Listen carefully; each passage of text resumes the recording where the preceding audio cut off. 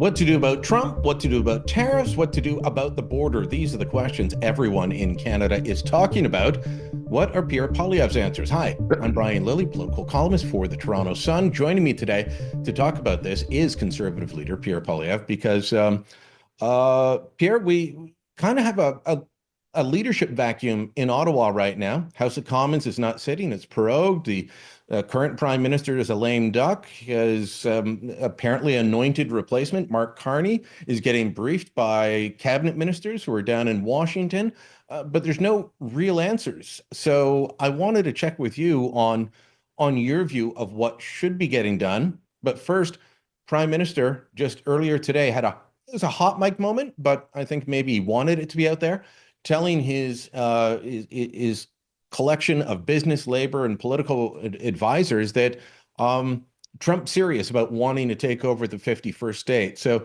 your reaction to both him saying Trump's serious and also trying to make sure this audio gets leaked out? Well, I've always taken it seriously, and I've always clearly and consistently condemned it.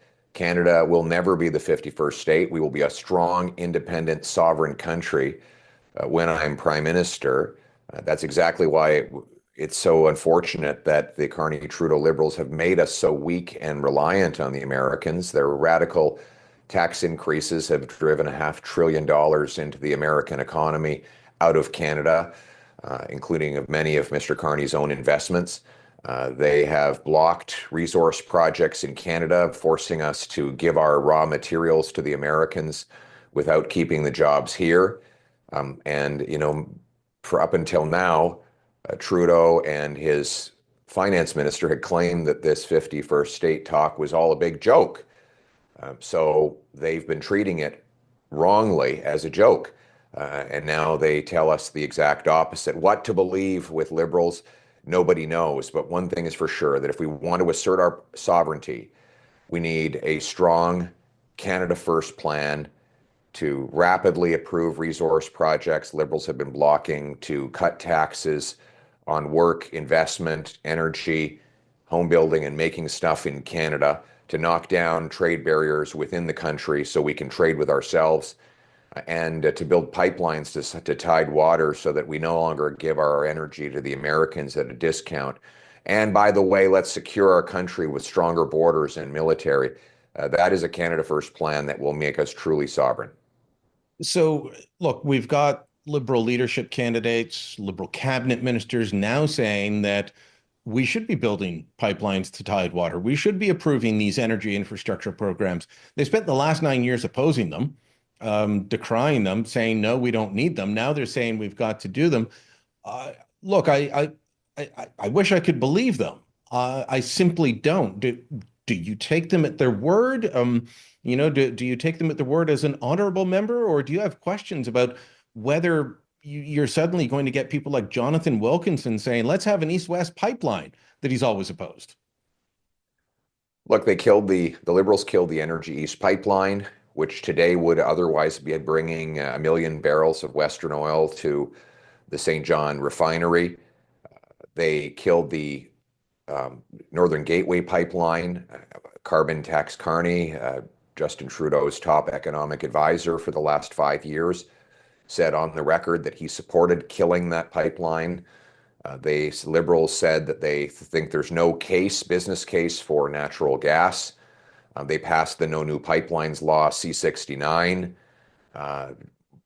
Mark Carney, Trudeau's top economic advisor, has made a fortune with green financing schemes whose stated purpose is to starve our energy sector of investment dollars and bring it to its knees. So for them on 60 days before an election to suddenly claim that they now agree with me and with the common sense conservatives about energy is about as believable as them now claiming they agree with me on capital gains taxes and carbon taxes.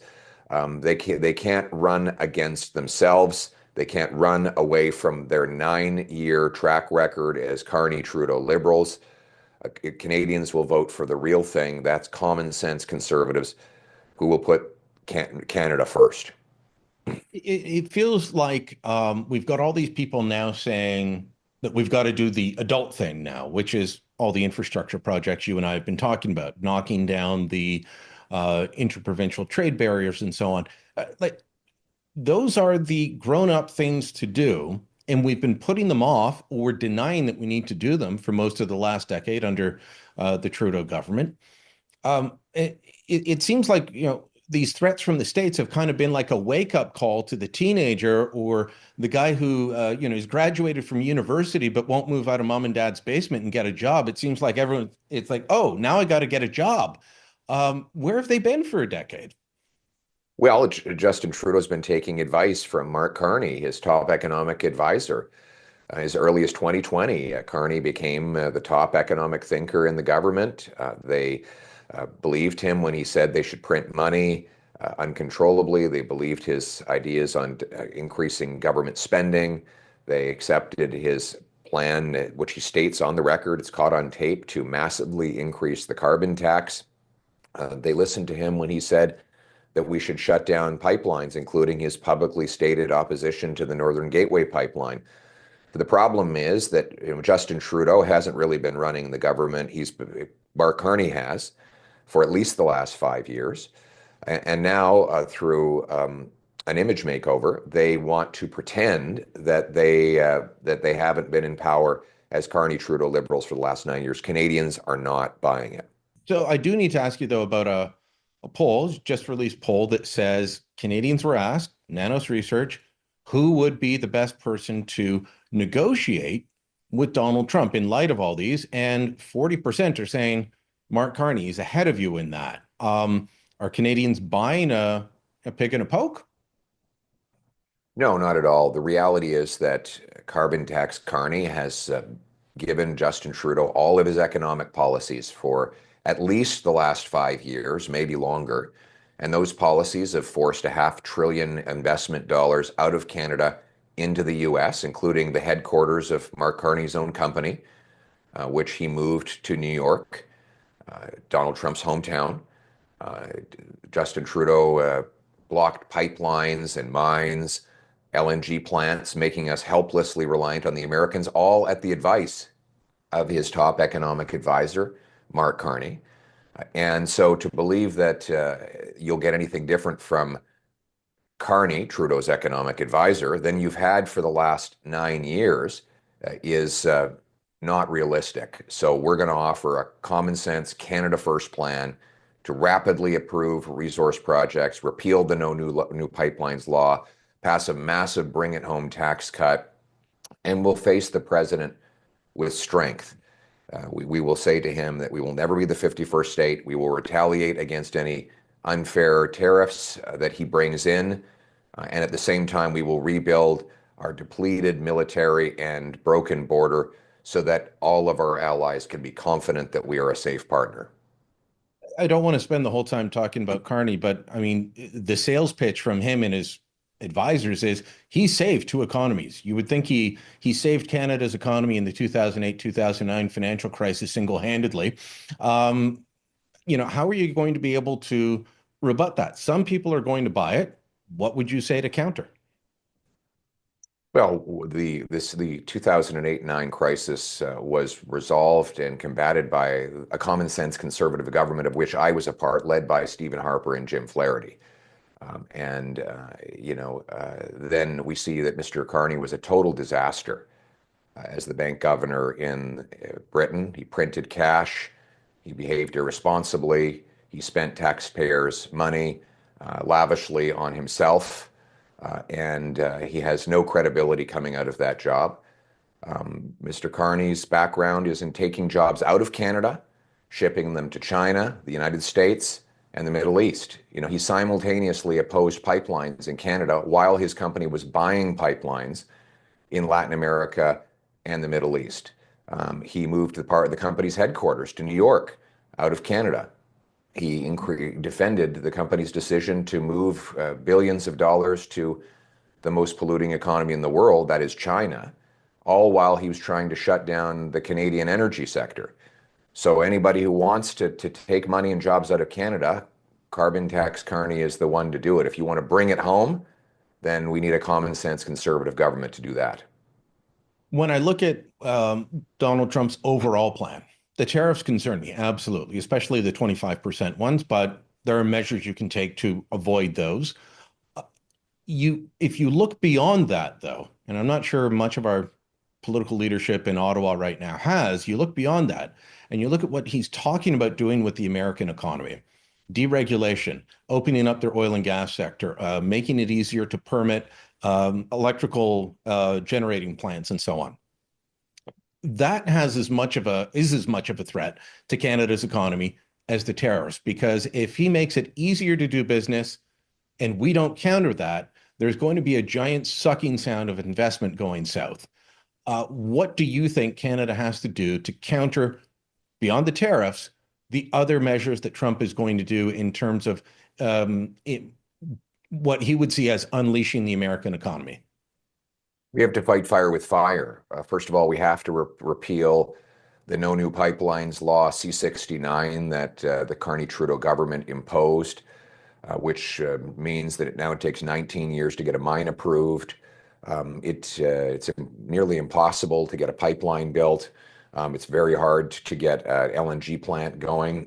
We need to repeal that immediately and replace it with a common sense law that will rapidly greenlight large-scale projects. We need a massive bring it home tax cut on work, investment, energy, making things in Canada. We have to axe the carbon tax and reject Mark Carney's plan to bring in a new industrial carbon tax that's bigger than the one we already have, which will send, for example, steel jobs and other jobs south. I want to get rid of the carbon tax altogether, and I will reject Carney's planned carbon tax hikes. Finally, we need to take the GST off new homes. That would boost home building by 30,000 units a year. That creates a lot of jobs for carpenters, electricians, plumbers, framers, and more. This is a common sense approach to unleash our economy and bring home the $500 billion that the Carney-Trudeau Liberals have driven south.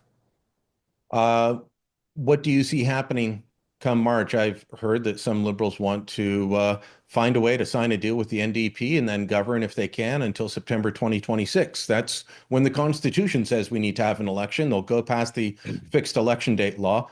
What do you foresee happening when the House resumes in March? Well, as you can imagine, I'm not invited to the talks between Carney, Trudeau, and Jagmeet Singh. They for whatever reason, my invite keeps getting lost in the mail. But we'll see what they do. I mean, what we know is that their governing agenda will not change. There will be some sudden changes in their image and their talking points in order to trick people in the forthcoming election. But carbon tax Carney is just like Justin. He always has been. I think what you'll see is they'll try to pause the carbon tax for a few months right around the election to trick people. And then if reelected, Carney has already stated he's going to bring back a much bigger, more complicated carbon tax. He wants a carbon tariff on the border. Can you imagine sorry, I was going to end it there, but can you imagine the American reaction if we put a carbon tariff on everything they export to us? Well, the worst is the carbon tariff he wants to put on the Canadian side of the border. He was asked by a CTV reporter in Atlantic Canada, what happens when you put your tax on steel? Well, he says, well, people don't really use a lot of steel. Apparently he doesn't buy appliances or cars. He doesn't buy appliances, automobiles, pretty much anything else, homes, apartment complexes, office buildings, all of which require steel that will become more expensive under his much larger carbon tax. And I think that would send hundreds of billions of dollars fleeing to the US from Canada. So Canadians won't buy the carbon tax con job that he's selling. They want a government that will axe the tax for real, for good, forever. And I'm the only one who will do that. Pierre Poilievre, thanks so much for the time today. Thanks a lot, Brian. Let us know what you think. Drop a comment down below. Share this on social media. And don't forget to subscribe to our channel.